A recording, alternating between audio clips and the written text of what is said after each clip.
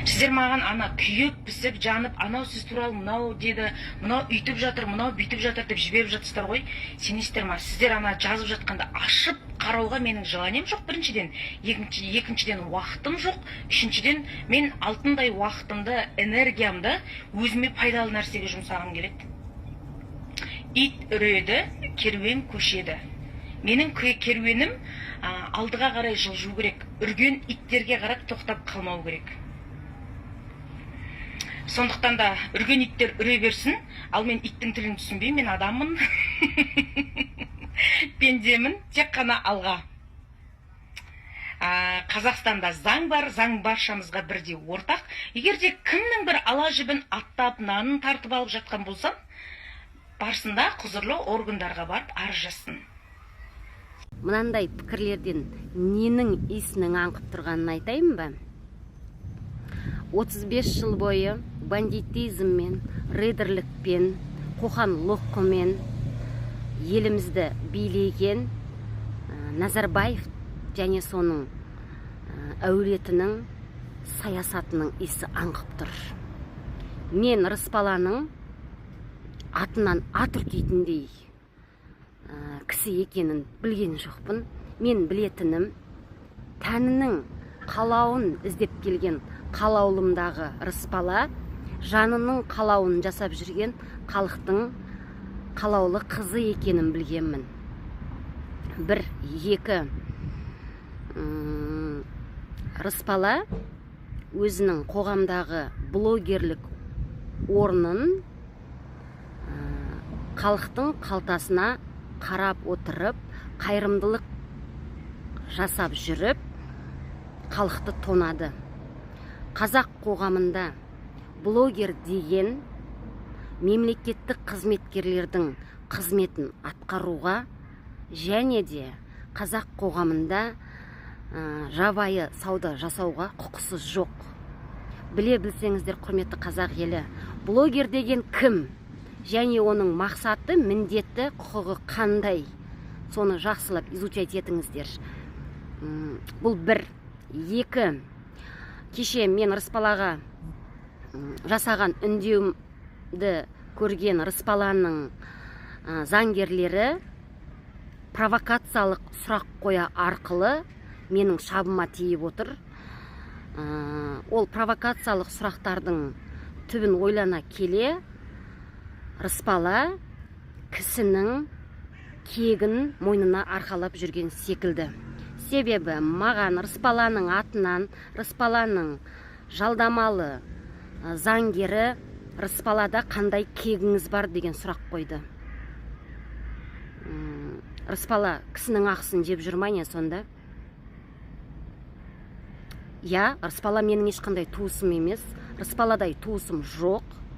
Ондай туысым болатын болса, мен бұлай қоғамдағы белшесінен басып жүрген блогерлердің түбінен шырақ алып түспес едім. Жай жалғыз Рысбала емес, бүкіл қазақ қоғамында тәндерінің қалауын іздеп қалаулымға барған барлық блогерлер, блогер атына еге болған барлық блогерлер, біріншіден мемлекеттің қызметін заңсыз қолдарына алып, халықтың қалтасын тонап отыр. Екіншіден, блогерлік танымалықтарын пайдаланып, лотерия ойнатып, алаяқтықпен байып отыр. Үшіншіден, өздерінің блогерлік танымалдылығын пайдаланып, жабайы сауда, жабайы реклама жасап жүр.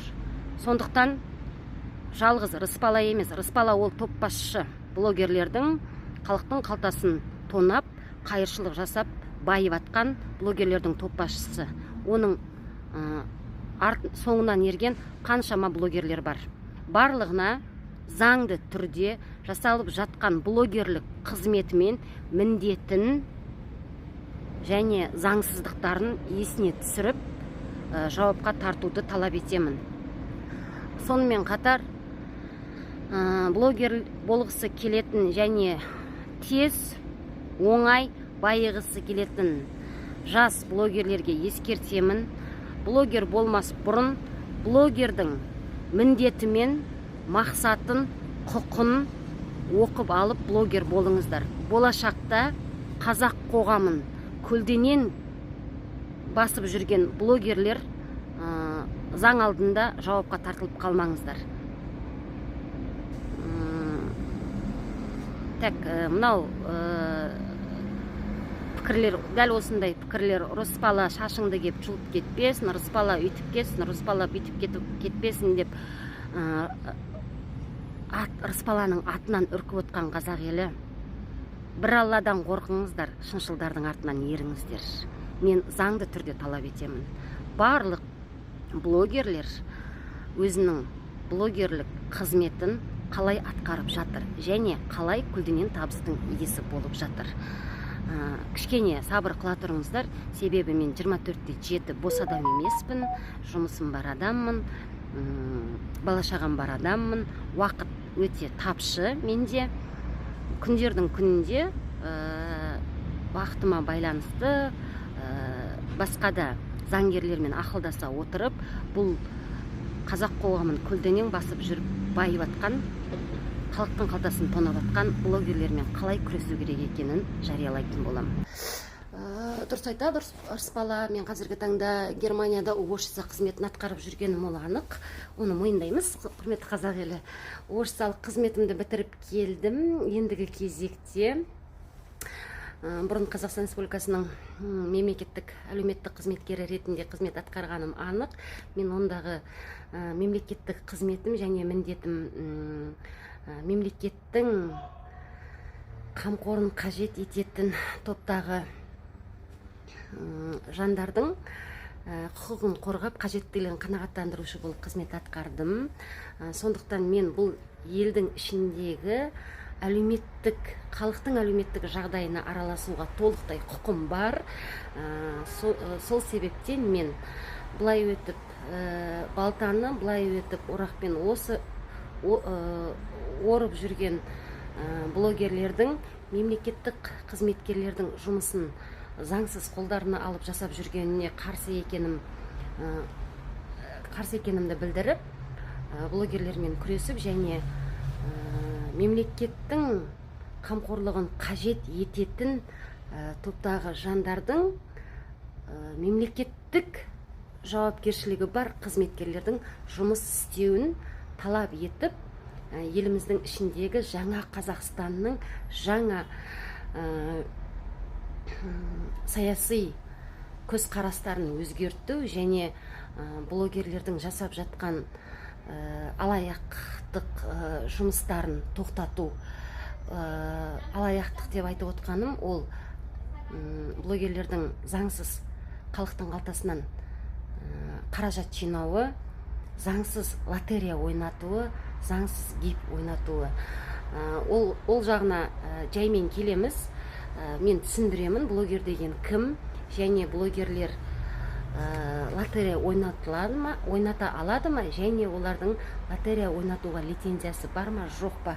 Мен барлығын реттеп жатырмын, құрметті қазақ елі. Сондықтан қатты сөге бермеңіздер. Рыспаладан басқа да бізде көптеген блогерлер бар, заңсыз әрекетпен жұмыс жасап, заңсыз әрекетпен байып жатқан, халықтың қалтасын садақамен тонап, лотерея ойнатып, гип ойнатып, халықтың қалтасын тонап, қазақ қоғамын базар вокзалға айналдырған блогерлер өте көп. Олардың барлығының бәлки блогерлік қызметтерін дұрыс түсінбеген шығар, бәлки заңдылықтарды білген жоқ шығар, бәлки қоғамдағы алатын орнын білген жоқ шығар. Соларға дұрыс блогерлік қызметін дұрыс атқару үшін және блогерлік қызмет жасап жүріп, заң аясында жұмыс жасауын талап етіп, біз қазақ халқы алаяқтықтарды, заңсыз ақша жинауларды, тағысын тағы көптеген жұмыстар өте көп, лотерея ойнату деген секілді, солардың бәрін тоқтау қойдыру үшін мен күресіп жатырмын. Себебі Қазақстан Республикасының әрбір азамат мен азаматшасына және мұқтаж жанға жауапты мемлекеттік органдар бар. Біз Қазақстан Республикасының әрбір азаматы өзіміздің тиесілі қажеттілігімізді алатын орнымыз бар. Біз талапшыл, саяси сауатты болуымыз керек. Ал мынау жолдан өтіп, бұлай өтіп кекпенмен, бұлай өтіп орақпен оратын қызметкерлер, қызметтік құзыреттігі жоқтарды байытуға міндетті емессіздер. Садақамен, лотериямен, тағысын тағы сауда-саттықпен байытуға міндетті емессіздер. Сол себептен, құрметті қазақ елі, сіздердің маған берген көмектеріңіз болсын. Мен соцсетиде қандай блогерлер лотерия ойнатты, гип ойнатты, қатты біле бермеймін. Маған қандай блогерлер лотерия ойнатты, қандай блогерлер гип ойнатты, сіз кімді күдікті деп санайсыз? Маған тізімін қалдыру астына жазып кетсеңіздер. 1-2, бізде блогер деген лотерия ойната ала ма? Оның лотерия ойнатуға лицензиясы бар ма? Бізде лотерия ойнатылу лицензиясы кімде бар? Олар заңсыздық жасап жатыр ма, әлде заңға бағынып лотерия ойнатып жатыр ма? Осы мәселелердің бәрін көтереміз. Мен қазір изучать етіп жатырмын, ақтарып жатырмын барлығын. Жақын күндері шығамыз. Ал Рыспала менен Гүлім ханымның мәселесін, ол басқа жұмыс. Бұл жерде жалғыз Рыспалаға емес, бұл жерде бүкіл блогерлерге өздерінің блогерлік жұмысын дұрыс заңды атқарып жатыр ма, атқарып жатқан жоқ па? Осы мәселені көтеріп, құзырлы органдарға осы мәселені тексеруді талап ету үшін жұмыс жасалынып жатыр.